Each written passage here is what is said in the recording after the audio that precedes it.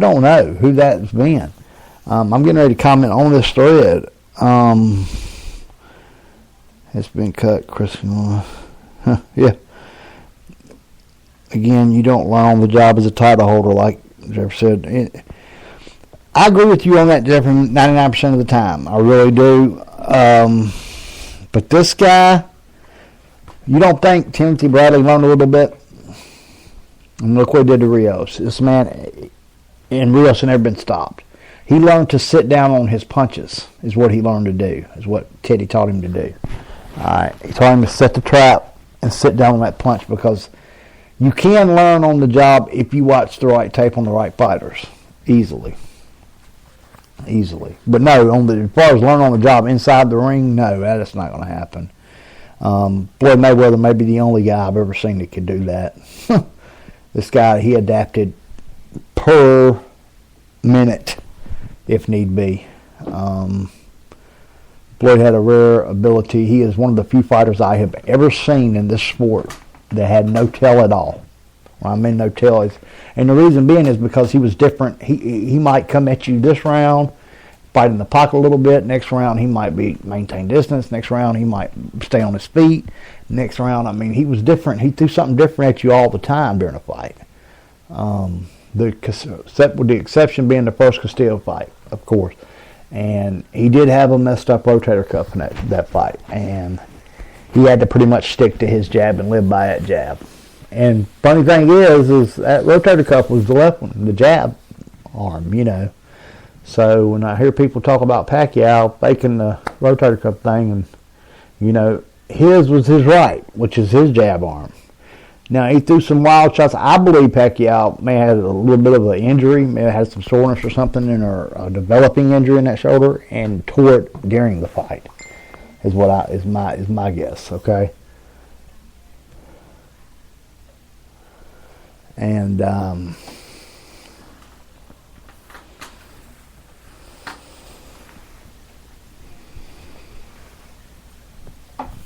so you're right, absolutely right, Pete.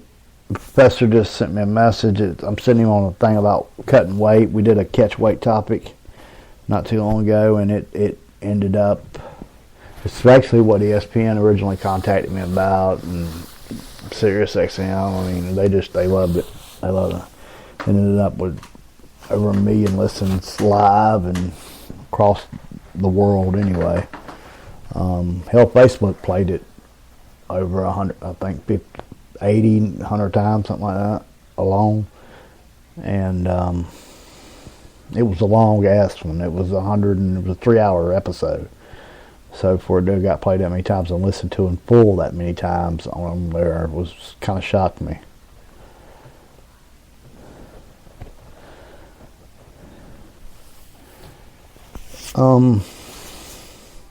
Guys, I really just don't see him being ready for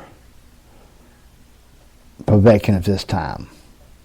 Is he ready for Joshua right now? That's a tough one to answer. Joshua at times has looked almost robotic, okay, in the ring. But do I believe Joshua could beat him? Yeah, I do. I believe Joshua would beat him, especially if he can get another fight or two under his belt. He don't want to go to David Hay and fight first, though. David Hay's serious. He's serious business, guys. All right, you got to realize this guy been 3.5 years off. He fought Klitschko back when Klitschko was still Klitschko. All right, that version of Klitschko we saw back in November is a joke. That was a joke. That's not Vladimir Klitschko. And am I saying Vladimir Klitschko is a all-time great heavyweight? No, not really. As far as when I listed my top 15 pound-for-pound fighters of all time, did have some heavyweights in there. My heavyweights were Joe Louis, of course, and number one heavyweight, of course, was Muhammad Ali. That's because he fought during an era when the golden era of the golden division, and he never could be accused of ducking anyone. Joe Louis made the list. in top 15. And also at number 15 was George Foreman. A lot of people laughed at me about that, but when you start looking at, this was a fan vote, a writer vote. It was a vote of everybody, fighters, retired and active. Everybody voted on this thing for that. And so, and Foreman was actually higher amongst everybody but the fans. Fans had him at like 22nd, but writers and fighters and trainers and stuff had Foreman in the top 10 pound for pound all time. All right, what they really respect about him is his gap in generations, the fact that he's the oldest man to ever win the title, so on and so forth. But he knocked out Michael Moore. Was Michael Moore a great heavyweight? Hell no, not by far he wasn't. He beat Holyfield that actually, they say, had a heart attack in the ring, or heart attack or whatever in the ring, who knows. But he did have a war with Holyfield, And George, he lost, would Tommy Morrison maybe knock him out? Tommy Morrison has severe one-punch power, guys. There's a lot of people don't remember that. That man has some serious one-punch power.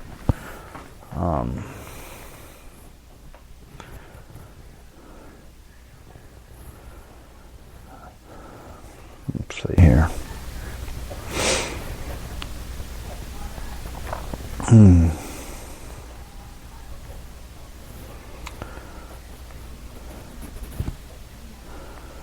One down. Prediction thing, it was in TCR. I get back over to Twitter. Twitter's killing me over here. Going on. Hold on, somebody's calling live. Hello, welcome to the Fight Serve Boxing MMA special. How you doing today? What's your name? Oh, funny guy. What are you doing, buddy? Huh? Yeah. No, I agree with you 100%. He is not ready for... I disagree there a little bit. Guys, I'm on the air with Victor Salazar, and he is Fury. When it comes to Fury, he could possibly win that fight. That stunt stuff that he pulled against Klitschko would just he still leaves himself open to that one punch severe knockout power that Wilder has, and Wilder has that. I mean, it is brutal. That I'll give him. The only guy, and I truly believe, that he can, honest to God, honestly,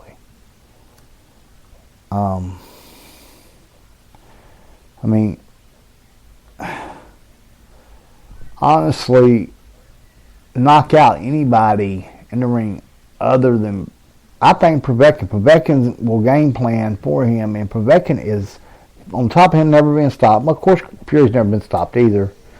Fury has been knocked down. Povetkin is serious, man. I mean, he's got serious skills. He might be the most skilled guy in the ring, Vic. I'm being honest. As far as the heavyweight division, him or Ortiz, all around skill. That's a fight that I would rather see than any of them, in the heavyweight division, is Louis Ortiz and Povetkin. I'll be honest with you. That would be a battle of skill. I mean, the greatest explosion of skill inside the ring to me would be Rigondeaux and Lomachenko to step in there at one time. Chocolatito and Estrada would be great. It's great, even Gonzalez and, Anu might be great. We don't really know yet with him. I mean, he's 9 fights, 8 KOs, something like that. Skill level wise, I don't have enough on him yet to really say that he's got the complete package like Roman does, Estrada does, Rigondeaux definitely does. But Rigondeaux has a lot of Cuban boxers. He catches himself off balance time a couple here and there, and will catch a flash knockdown. And that's what's happened to him in the past, in my opinion. You know, he's got the worst of most Cuban boxers. You look at Ortiz's footwork; it's perfect. Laura's is pretty good. Laura's is so good to hell. He can go from you know, lunging forward to literally running backwards. Just ask Canelo. I mean, in the blink of an eye. I was being funny, but I mean, it was crazy. It really was. And let's see. If he changes corner, which I doubt he will. They're still going on about the thing. Povetkin prevents the problem because he's fought better competition than Mustafa. Of course. LOL, I don't know. Who's D-Rock saying? D-Rock saying LOL, I don't know.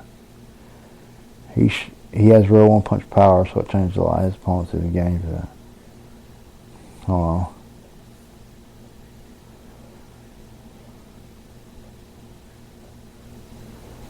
D-Rock, you're right. People forget how often I've seen Rockman was getting beat, and how his one-punch power, you know, changed everything. And, you know, against lesser guys, and hell, I've seen Rockman's one-punch power changed it all against, Lennox Lewis. I mean, Lennox Lewis. It really did. I mean, it just knocked him out. And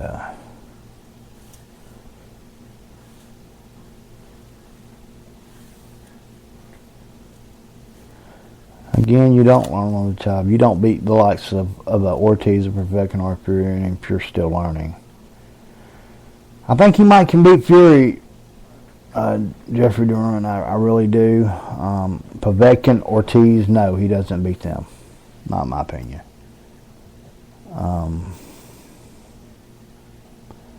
Good fight, guys. Enjoy the chat tomorrow night. UFC for those who watch. I got the UFC special. Actually, it should have already aired. I mean, it's already aired live. I should have been dropped on Facebook already too. UFC Fight Night 81 special. I do MMA too. I mean, I do a talk for MMA. And if he changes his corner, which I doubt he will, he has to be careful that first fight out for sure. He doesn't find himself caught between styles. Very well said, Jeffrey Duran. Very well said. That is definitely true. Like, bang. Let me hit like while I'm on the air for that. Very, very true.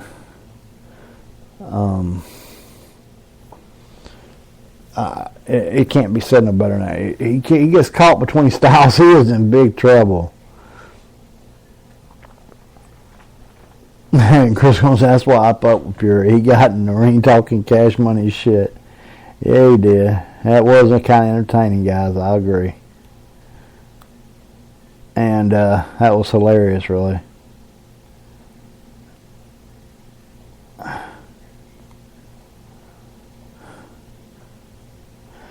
It was, but both of them ignored the elephant in the room. Yep, they damn sure did. What's this? Pachelka. Some kind of YouTube thing. Let me flip over to my... Let me go on my Note 5 for that, because this station phone here don't pick up the best over there. Let me flip over. On my Note... What's going on Twitter? We're doing a little bit of the... for those who's interested in Cyborg, is the beast. Plain and simple. Cyborg is the beast.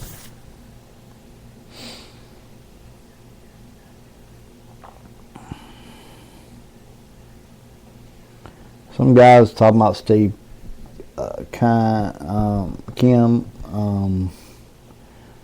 talking about him complaining about every single fight and still watch. This guy's saying, hey man, look guys, Steve, and right, Three Piece Boxing here says Steve's one of the best because, I mean, he's not a fanboy. Steve Kim is not a fanboy. He is definitely one of the best boxing journalists in the game. Actually, the award skate went out to Thomas Hauser, I guess, because of the story about